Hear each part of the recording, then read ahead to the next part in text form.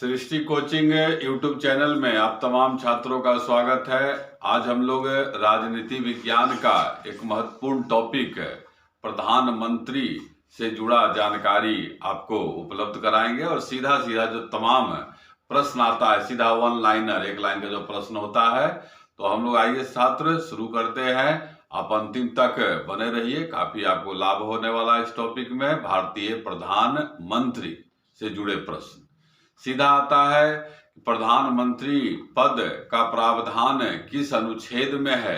तो अनुच्छेद 75 में कहा गया है कि प्रधानमंत्री होगा। और फिर आता है कि प्रधानमंत्री की नियुक्ति कौन करता है? तो प्रधानमंत्री की नियुक्ति अनुच्छेद 75(1) के अनुसार राष्ट्रपति के द्वारा किया जाता है। प्रधानमंत्री को शपथ कौन दिलाता है? तो राष्ट्रपति प्रधानमंत्री को शपथ दिलाता है। चूंकि भारत में संसदीय शासन व्यवस्था है और इस व्यवस्था में कार्यपालिका का जहां संवैधानिक प्रमुख राष्ट्रपति होता है, वहीं वास्तविक प्रमुख प्रधानमंत्री होता है। आता है, प्रधानमंत्री के लिए न्यूनतम आयु कितना होता है? तो प्रधानमंत्री के लिए न्यूनतम आयु 25 वर्ष होता है।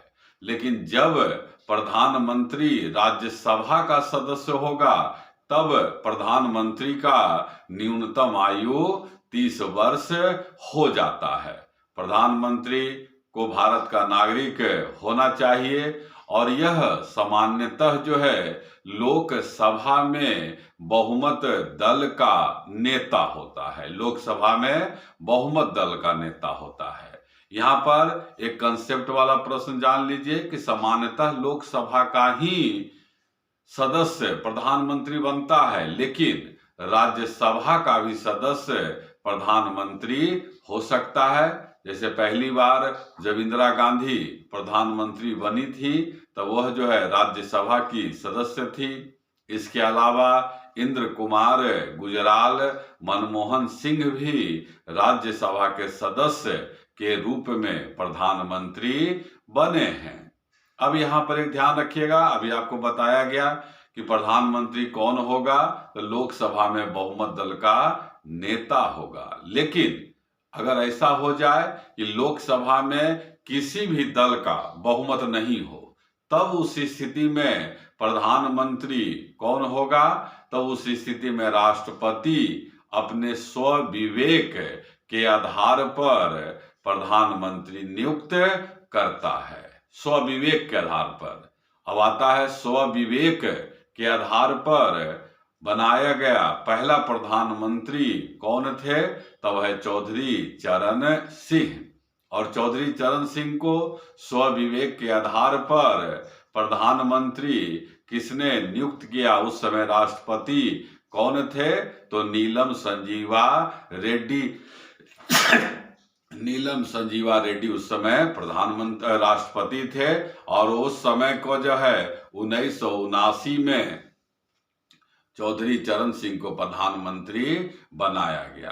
सीधा सीधा प्रश्न है, प्रधानमंत्री अपने पद पर कितने वर्ष तक रहता है? 5 वर्ष तक रहता है। और इसके पूर्व स्वेच्छा से त्याग पत्र किसको देता है? तब राष्ट्रपति को देता है। हटाने का प्रक्रिया प्रधानमंत्री का क्या है? अविश्वास प्रस्ताव के द्वारा हटाया जाता है। अविश्वास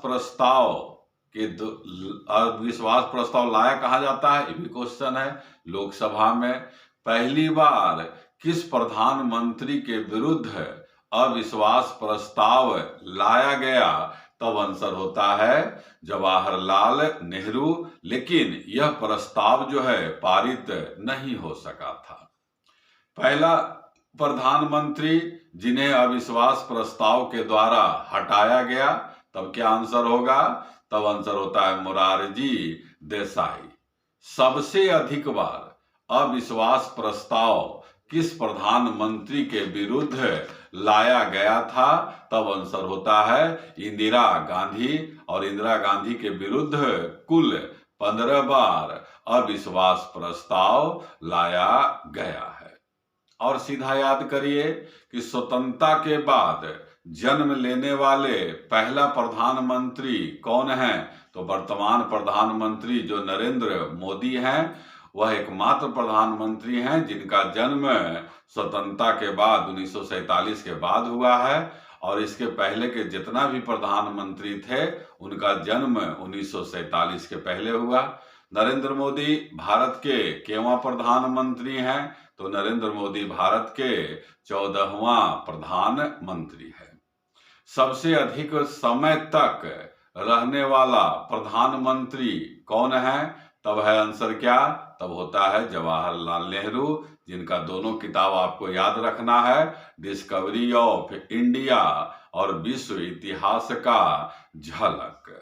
पहला महिला प्रधानमंत्री तब होता है इंदिरा गांधी। सबसे युवा, सबसे कम आयु में बनने वाला प्रधानमंत्री तब राजीव गांधी।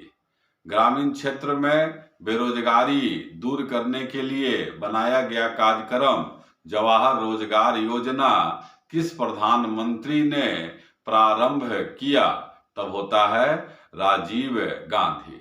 चित्रकार प्रधानमंत्री किन्हें कहते हैं? चित्रकार, पेंटर, तब होता है विश्वनाथ प्रताप सिंह। इसके अलावा आपको और भी बहुत सा बात अभी याद करना है, याद करिए रहिए, अंतिम तक जो है जुड़े रहिए। पहला गैर कांग्रेसी प्रधानमंत्री और पद से त्याग पत्र देने वाला प्रधानमंत्री पहला, तो दोनों का आंसर है मोरारजी देसाई। चुनाव हारने वाला पहला प्रधानमंत्री कौन है? तब है इंदिरा गांधी। प्रधानमंत्री को शपथ कौन दिलाता है? राष्ट्रपति के द्वारा। फिर जो है, अगर राज्यसभा का कोई व्यक्ति प्रधानमंत्री हो और उस प्रधानमंत्री के विरुद्ध अविश्वास प्रस्ताव लाया गया है, तब वह राज्यसभा का प्रधानमंत्री अविश्वास प्रस्ताव पर अपने पक्ष में मतदान नहीं कर सकता है।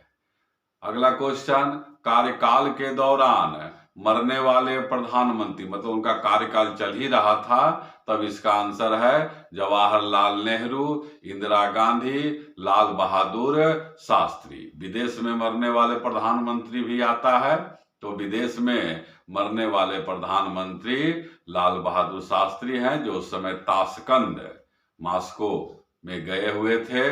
फिर गुलजारी लाल नंदा कितने बार कार्यवाहक प्रधानमंत्री बने हैं? तो 2 बार यह कार्यवाहक प्रधानमंत्री बने, 1964 में और 1966 में बने हैं।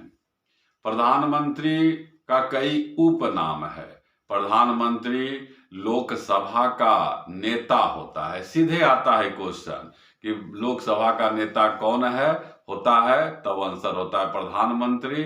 लेकिन यहाँ एक कंसेप्ट वाला प्रश्न समझ लीजिए, आता है कि जब राज्यसभा का कोई व्यक्ति प्रधानमंत्री हो, तब वह व्यक्ति लोकसभा का नेता हो सकता है कि नहीं? तब जो है वह लोकसभा का नेता नहीं होता है। इसके अलावा आता है, और राष्ट्रपति का मुख्य सलाहकार कौन होता है? प्रधानमंत्री होता है। मंत्रिपरिषद का मुखिया भी प्रधानमंत्री होता है। इसके अलावा मंत्रिपरिषद का प्रधान प्रवक्ता किसे कहते हैं? राष्ट्रपति और मंत्रिपरिषद के बीच संपर्क सूत्र बनाने का काम अनुच्छेद 78 के अनुसार प्रधानमंत्री के द्वारा जो है किया जाता है। फिर लोकसभा में एक दिन भी नहीं जाने वाले प्रधानमंत्री कौन थे? तो चौधरी चरण सिंह थे। प्रधानमंत्री का निवास स्थान और प्रधानमंत्री का कार्यालय भी आता है। प्रधानमंत्री का निवास स्थान लोक कल्याण मार्ग है, 7 लोक कल्याण मार्ग। इसके पहले इसका नाम 7 रेस कोर्स था। तो तो निवास स्थान ध्यान रखिएगा प्रधानमंत्री का 7 लोक कल्याण मार्ग नई दिल्ली, और प्रधानमंत्री का कार्यालय क्या होता है, नॉर्थ ब्लॉक नई दिल्ली होता है। फिर इसके बाद जो है प्रधानमंत्री कई संगठनों के पदेन अध्यक्ष भी होते हैं। प्रधानमंत्री नीति आयोग, राष्ट्रीय विकास परिषद, अंतर्राज्यीय परिषद और राष्ट्रीय एकता परिषद का पदेन अध्यक्ष होता है। आपने देखा छात्र कि प्रधानमंत्री से जुड़े हुए जो बराबर प्रश्न आता रहता है उसका चर्चा आपके सामने हमने किया है। यदि हमारा जानकारी आपको अच्छा लगता है तो हम जरूर आपसे आग्रह करेंगे इसे आप शेयर करते रहें, कमेंट भी करें। कमेंट में लिखें आप कि वर्तमान में भारतीय प्रधानमंत्री का वेतन क्या है, कमेंट करिएगा क्या है भारतीय प्रधानमंत्री का वेतन। चलिए, धन्यवाद।